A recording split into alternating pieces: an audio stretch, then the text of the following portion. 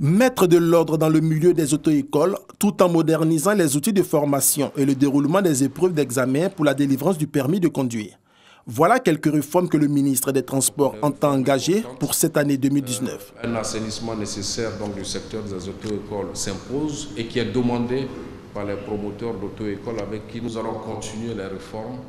Des réformes importantes en ce qui concerne les auto-écoles et la délivrance des permis de conduire, surtout par l'ouverture de 58 centres d'examen théorique modernes à Abidjan et quelques centres d'examen théorique à l'intérieur du pays et l'ouverture de 5 centres d'examen pratiques à Abidjan et à l'intérieur du pays pour que les examens de permis ne se fassent plus comme cela se fait aujourd'hui.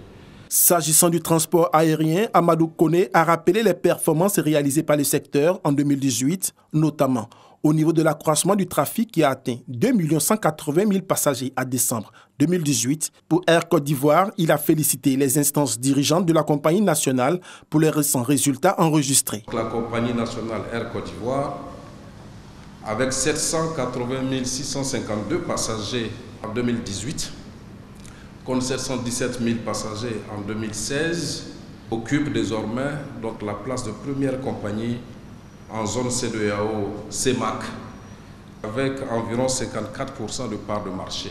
Le ministre des Transports a par ailleurs démenti toutes les rumeurs faisant cas d'une quelconque privatisation de Air Côte d'Ivoire. Soyez rassurés que nous tenons à Air Côte d'Ivoire et il n'est pas pour l'instant question d'une privatisation de Air Côte d'Ivoire, je voulais le dire clairement.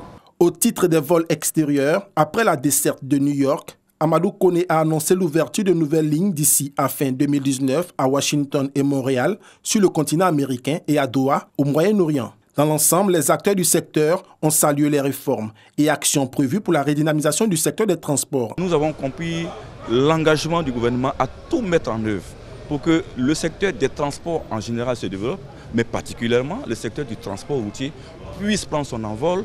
Il faut moderniser notre secteur d'activité. Surtout au niveau des examens, il faut éliminer le facteur humain qui cause énormément de problèmes.